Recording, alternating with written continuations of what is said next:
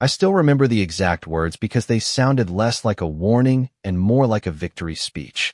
Go ahead and enjoy your birthday party in the dark. Patricia Morgan smiled across my front lawn as if she had already won, and at that moment she believed she had complete control over my life. My name is Ethan Brooks, and until that Friday afternoon, most of my neighbors thought I was just another quiet homeowner who spent too much time leaving for work before sunrise and returning after sunset. They had no idea what I actually did for a living, and I intended to keep it that way for a little while longer. The smell of fresh-cut grass drifted through the neighborhood, while blue balloons swayed gently from the mailbox beside my driveway. My wife had spent the entire morning decorating our backyard for our son's 10th birthday party. Folding tables were covered with bright paper cloths, coolers filled with ice sat beside the patio, and a smoker slowly cooked racks of ribs that had been on since dawn. Kids were supposed to arrive in less than 2 hours. My son kept running in and out of the house asking if his friends were almost there, completely unaware that our afternoon was about to change. Then the lights flickered once. A second later, the air conditioner stopped humming. The refrigerator went silent. Every light inside the house went dark at exactly the same time. At first, I assumed a transformer had failed somewhere nearby, but when I stepped outside, I immediately noticed every other house on the street still had power. Porch lights glowed. Garage doors opened. Lawn sprinklers continued running. Only my home had gone dark. Before I could even reach the curb, an SUV with the HOA logo rolled slowly toward my driveway. Patricia stepped out holding a clipboard with the confidence of someone who expected applause instead of questions. 2 HOA board members followed several steps behind her, carefully avoiding eye contact. Patricia informed me that the Homeowners Association had requested an emergency electrical shutoff because my property supposedly contained an unapproved electrical modification that represented an immediate safety concern. I asked for the inspection report. She ignored the question. I asked for the permit number supporting the claim.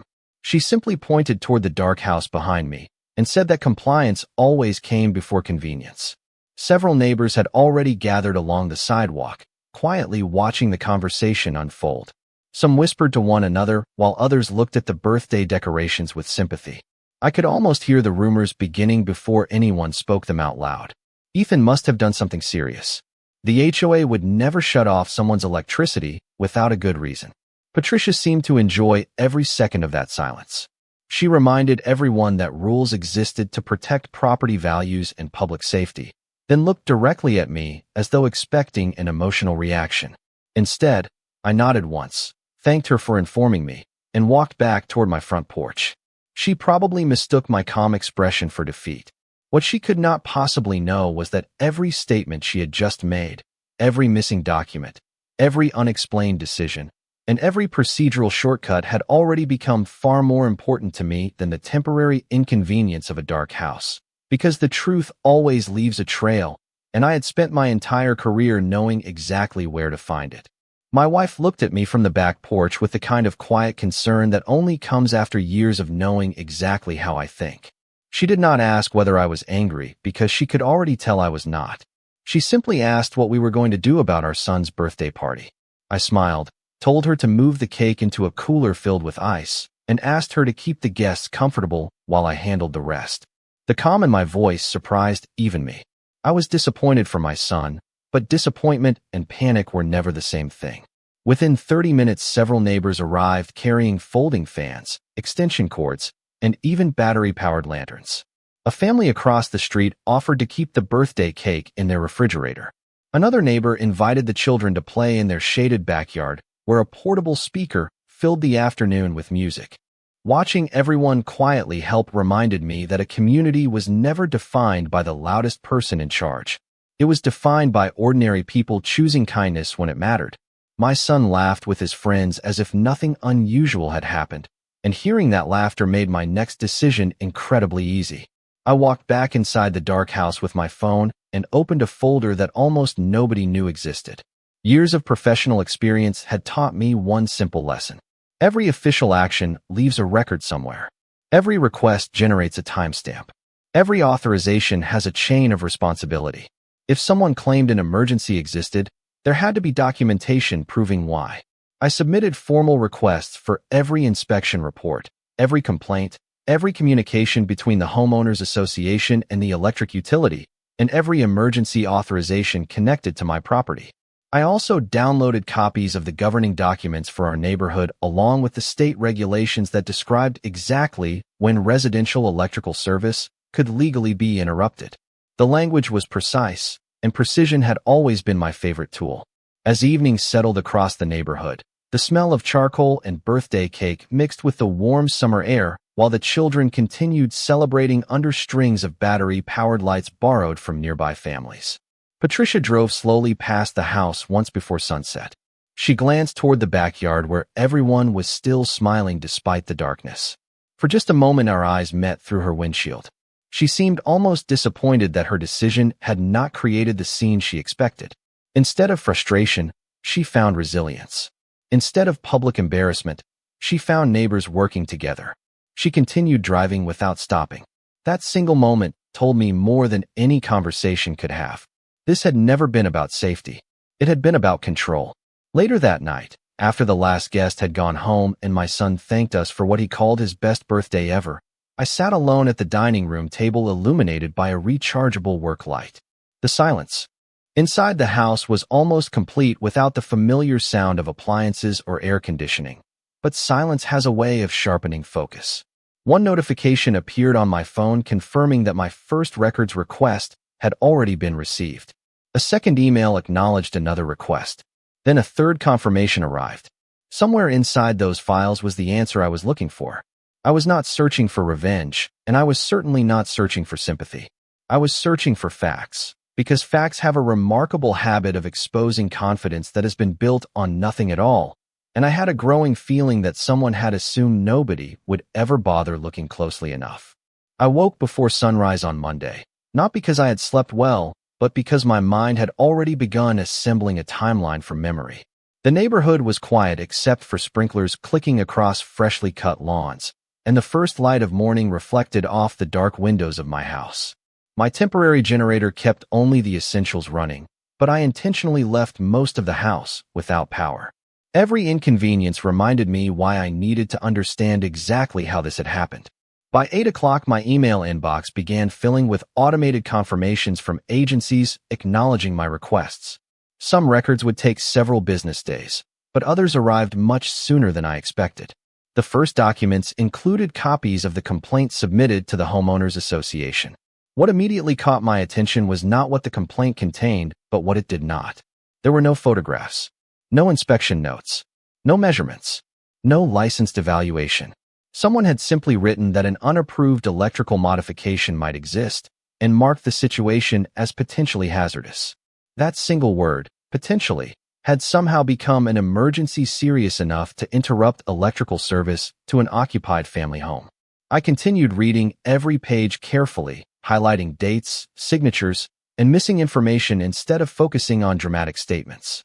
Experience had taught me that missing details often reveal more than the words themselves. Around lunchtime, I noticed several neighbors watching my house while pretending to walk their dogs or check their mail. News traveled quickly inside our subdivision. By afternoon, I overheard pieces of conversations floating across front yards. Some believed I had installed dangerous wiring without permits. Others claimed utility investigators had discovered hidden code violations. One person even suggested my house had nearly caused a neighborhood outage. Every version became more exaggerated than the last. Nobody had seen evidence, but certainty spread faster than facts ever could. I chose not to interrupt a single conversation. Rumors have an unusual habit of collapsing under their own weight when real documentation finally appears. Later that afternoon, another email arrived confirming that the homeowners association had scheduled a special board meeting for Thursday evening. The agenda listed only one homeowner by name. Mine. Patricia was not satisfied with cutting off my electricity. She intended to make an example out of me in front of the entire community. I could almost picture the conference room already, with violation notices neatly arranged, board members seated confidently behind polished tables, and residents expecting to witness a routine disciplinary hearing. They believed they were inviting an ordinary homeowner to defend himself. That misunderstanding would become their greatest mistake. I spent the rest of the afternoon organizing every document into clearly labeled folders arranged by date rather than subject. Complaint records went into one stack, utility correspondence into another, homeowners association communications into a third.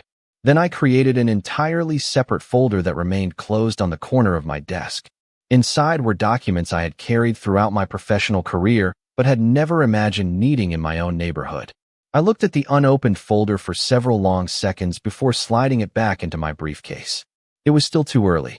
If I revealed everything now, Patricia would have time to change her strategy. Sometimes the strongest evidence is not the first evidence you present. Sometimes patience allows the truth to reveal far more than confrontation ever could. As the sun disappeared behind the rows of maple trees lining our street, I closed my laptop and looked across the dark living room toward the silent electrical panel mounted on the garage wall. Patricia believed she had placed me in the weakest position possible. In reality, she had unknowingly created the perfect opportunity for every unanswered question to be asked in front of the very audience she hoped would celebrate my humiliation. Thursday evening arrived with clear skies and the kind of warm breeze that usually made our neighborhood feel welcoming. But as I walked toward the clubhouse carrying nothing more than a leather briefcase, every conversation seemed to stop for just a second before quietly beginning again behind me.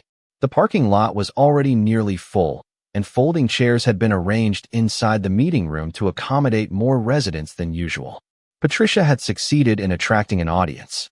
People were not there because they cared about electrical regulations. They were there because they believed they were about to witness a homeowner being held publicly accountable. The smell of fresh coffee filled the room while board members shuffled neatly organized packets across the long conference table. A projector displayed the Homeowners Association logo on the front wall beside the evening agenda. My name appeared as the only discussion item listed for the special session. Patricia welcomed everyone with the calm confidence of someone who had rehearsed every sentence. She spoke about preserving community standards, protecting property values, and maintaining neighborhood safety. Her words were polished, and several residents nodded in agreement before any evidence had even been presented. She explained that decisive action had been necessary because an alleged unauthorized electrical modification represented an immediate concern requiring emergency intervention.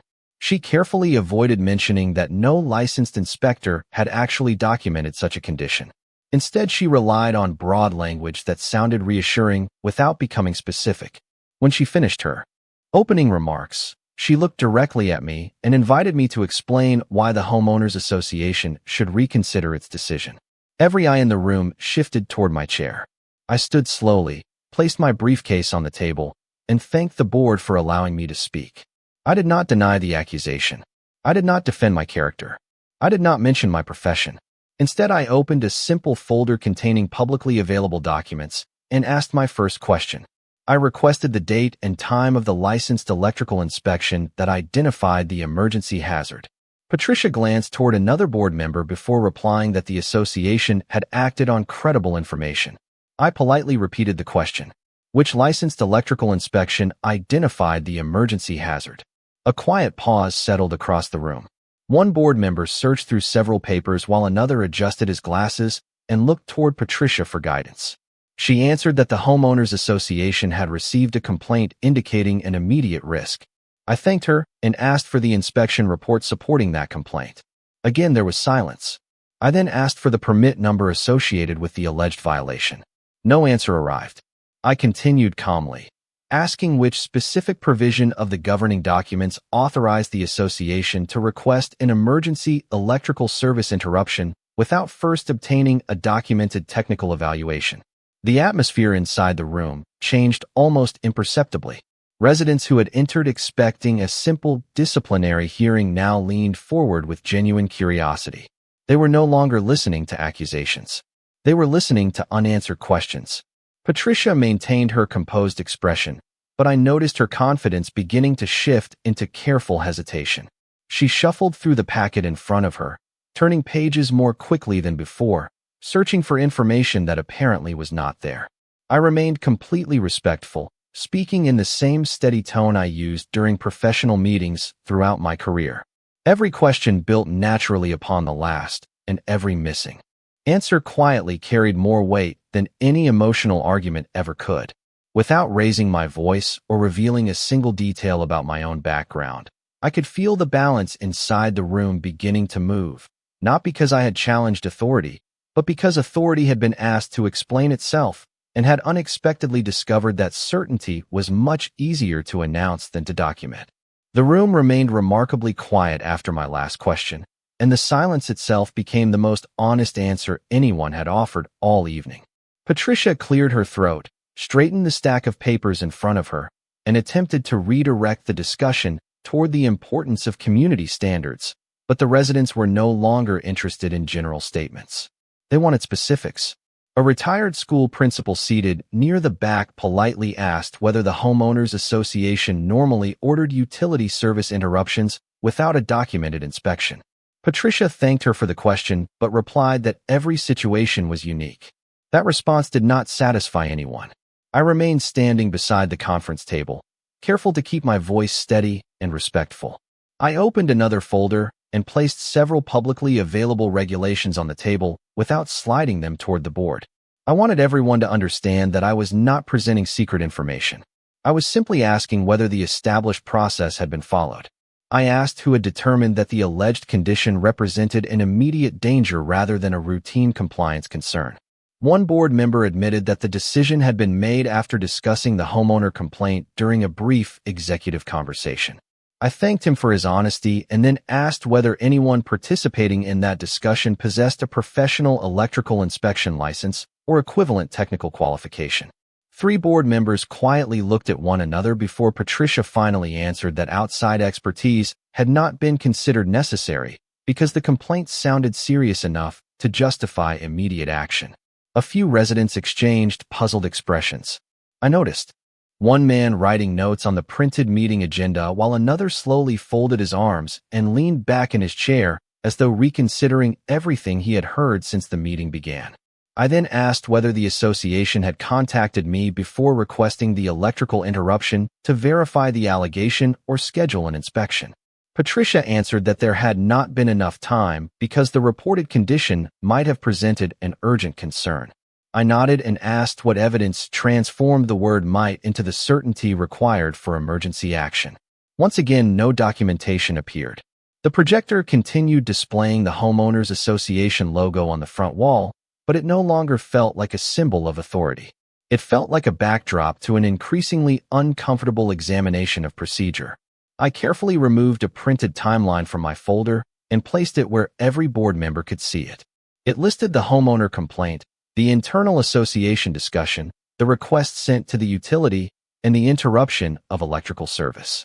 Large blank spaces separated each event because there were no inspection reports, no photographs from a qualified evaluator, no documented measurements, and no written technical findings connecting one step to the next. The absence of those records spoke louder than any accusation I could have made. Patricia looked down at the timeline for several long moments before lifting her eyes toward me. Her confident expression from the beginning of the meeting had faded into cautious uncertainty. She asked whether I was suggesting that the board had made an administrative mistake. I answered that I was not suggesting anything. I was simply asking everyone in the room to compare the documented process with the required process and decide whether those two paths matched. Several residents quietly requested copies of the timeline. Others asked if the governing documents required licensed verification before emergency utility action could be requested. The conversation had completely changed direction. Nobody was discussing my house anymore. They were discussing accountability, documentation, and responsibility. I looked at the unopened leather portfolio resting beside my briefcase, the one document case I had intentionally kept closed throughout the evening. Everything I had presented so far came from public records available to anyone willing to request them. The next folder contained something entirely different, and judging by the expressions around the room, the moment to finally open it was rapidly approaching.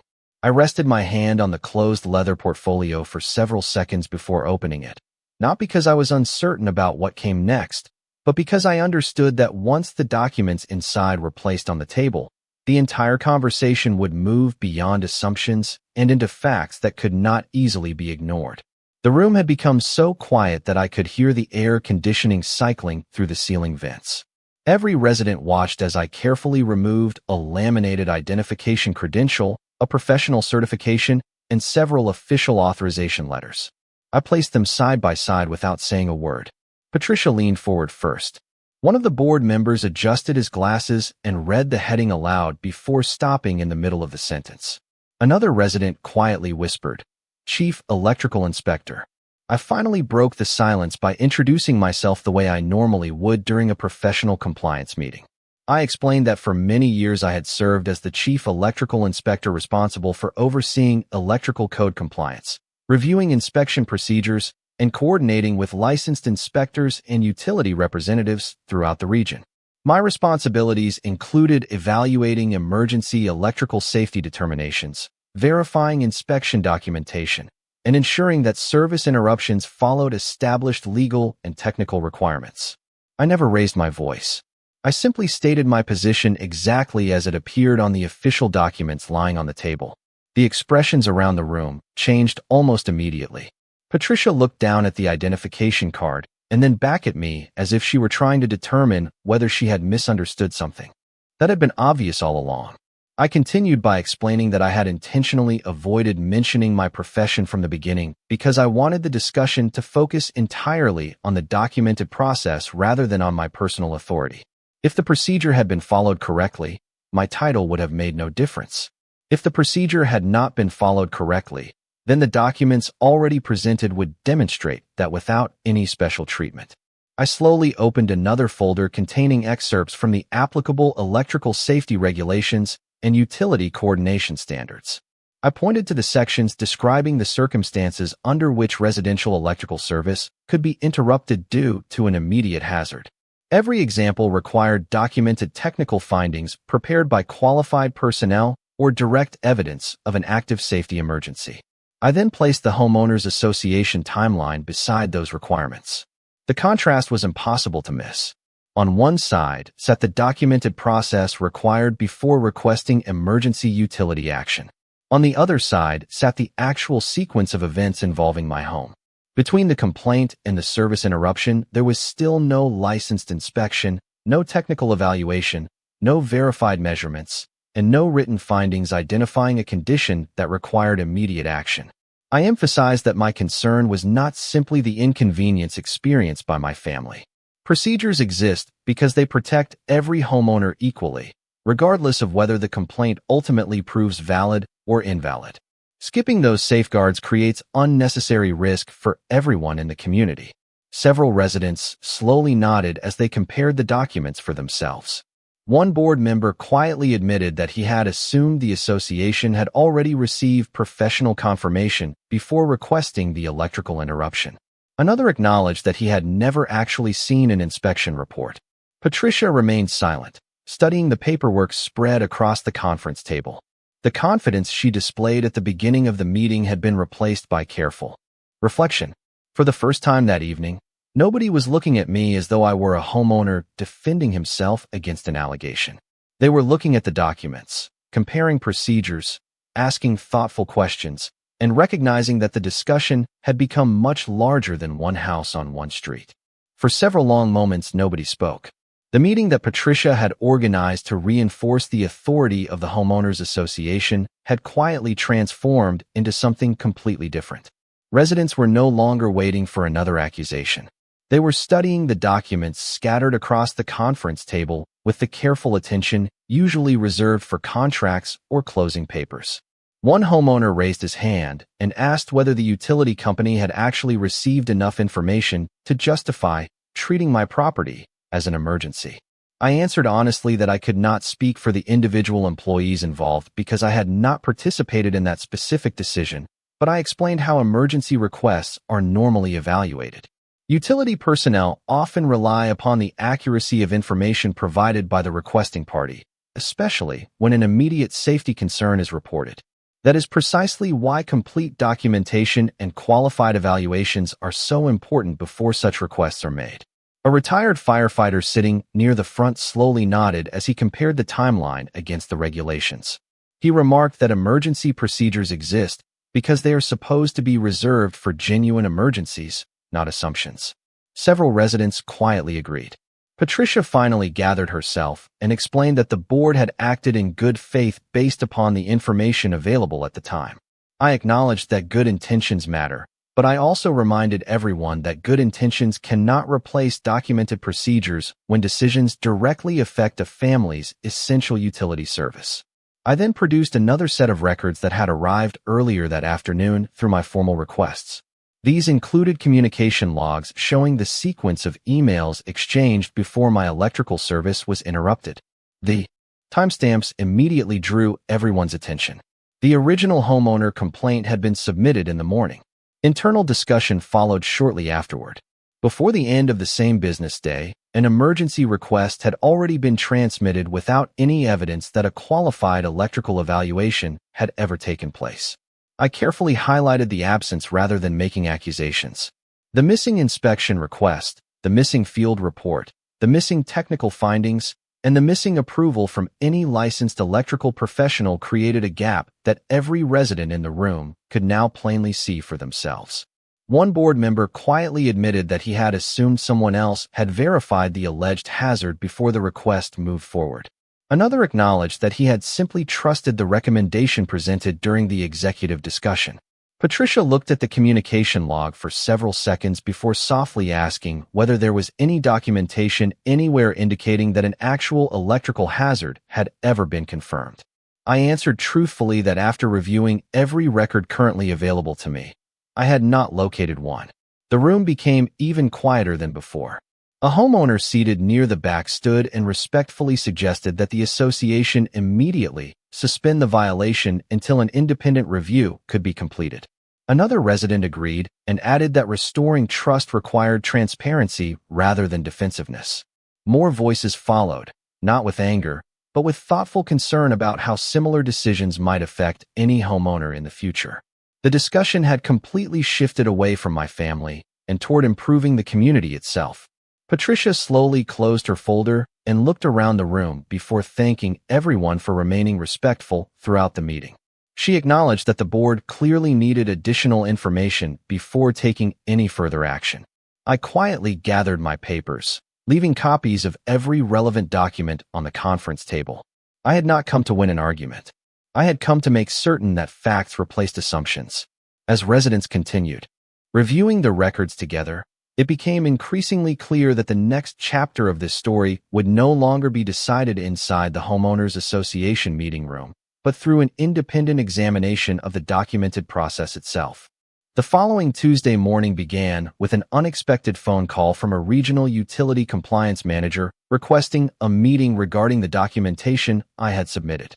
I agreed immediately, not because I expected special treatment, but because I believed every question deserved a complete and transparent answer. By early afternoon, representatives from the utility company, members of the Homeowners Association Board, and an independent electrical consultant had gathered inside a modest conference room at the utility operations office.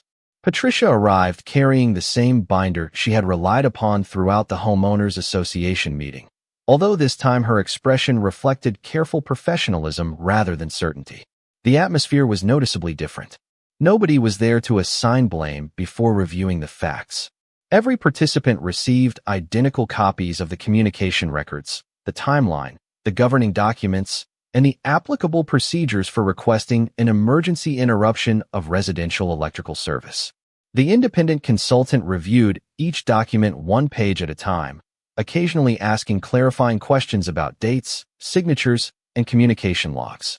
I answered only the questions directed toward me and resisted the temptation to draw conclusions before the review had been completed. The utility representatives then presented their own internal records, including the emergency request exactly as it had been received. The request described an immediate electrical safety concern, but included no accompanying inspection report, no photographs from a qualified evaluator, and no technical findings supporting the claim. One compliance manager explained that utility personnel are expected to evaluate every request carefully, yet emergency notifications often require prompt action when a requesting organization represents that an immediate hazard exists. He emphasized that accurate information from the requesting party is essential because those decisions directly affect public safety and essential services. The independent consultant carefully compared the homeowners association documents with the utility records before quietly observing that the procedural chain appeared incomplete. Several required verification steps normally associated with an emergency electrical determination could not be identified anywhere in the available documentation. Patricia listened without interrupting. When invited to respond, she acknowledged that the board had relied upon the original complaint and internal discussions instead of obtaining an independent technical evaluation before forwarding the request. She explained that the board believed it was acting responsibly, but admitted that the process should have included additional verification before such a significant decision affected a homeowner. The room remained respectful throughout the discussion. Nobody celebrated the finding, and nobody attempted to embarrass anyone else. The focus remained on understanding exactly where the documented process had broken down and how similar situations could be prevented in the future. Before the meeting concluded, the utility compliance manager announced that my electrical service would be restored immediately because the available records did not support maintaining the emergency interruption while the administrative review continued. He also confirmed that the utility and the homeowners association would each conduct separate procedural reviews to determine whether policy improvements were necessary. Patricia turned toward me before everyone gathered their papers and offered a sincere apology for the disruption my family had experienced. I thanked her for saying it and replied that my goal had never been to prove someone wrong. My goal had always been to make sure every homeowner in our community could trust that important decisions would be based upon verified facts instead of unconfirmed assumptions. As I stepped outside into the warm afternoon sunlight, I received a message from my wife telling me that the lights had just come back on at our house.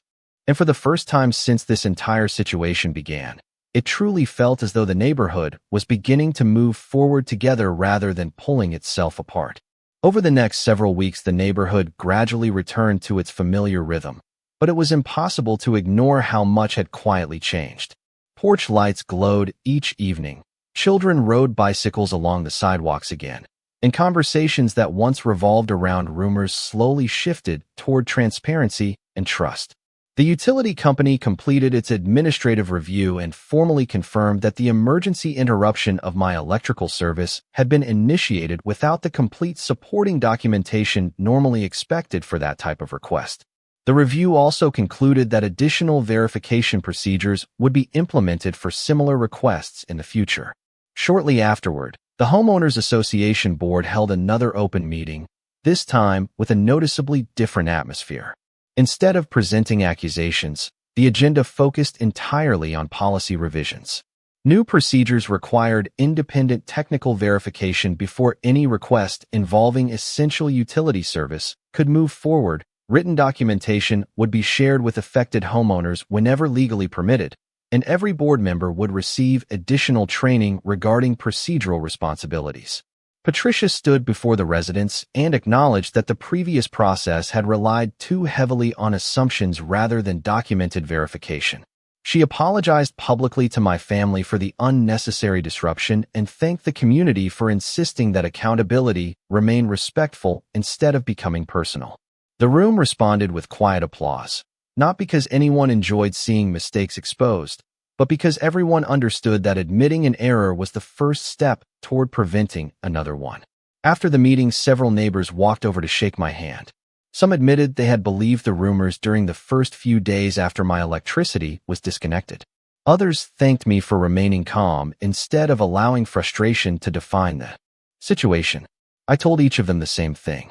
None of this had ever been about proving that I knew more than anyone else. My profession simply gave me the experience to recognize when an important process had not been fully followed. If the same thing had happened to any other homeowner, I hoped they would have asked the same questions. A few days later, my son asked whether people would remember the birthday party where the lights went out. I smiled and told him they probably would, but not for the reason he imagined. They would remember how neighbors brought coolers, lanterns, extension cords, and kindness without being asked.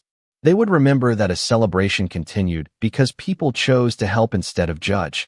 That answer seemed to satisfy him far more than any discussion about regulations ever could. As for me, I returned to my ordinary routine. I left for work before sunrise, reviewed inspection reports, attended compliance meetings, and quietly carried out the responsibilities that had always mattered more than titles or recognition. Occasionally, I would drive past the clubhouse and notice new informational notices posted on the bulletin board explaining updated review procedures. Every time I saw them, I was reminded that meaningful change rarely arrives through dramatic speeches. More often, it begins with one person calmly asking a simple question and refusing to accept assumptions in place of evidence. Looking back, I realized the most important victory was never about having my electricity restored, although I certainly appreciated hearing the familiar hum of the air conditioner and seeing every light in my home shining again. The real victory was knowing that every family in our neighborhood now had stronger protections because documentation had replaced speculation, procedure had replaced impulse, and respect had replaced rumor. Justice did not arrive with raised voices or public humiliation. It arrived quietly, one verified fact at a time, proving once again that genuine authority is never measured by the power to make decisions, but by the willingness to ensure those decisions are fair, transparent, and worthy of the trust people place in.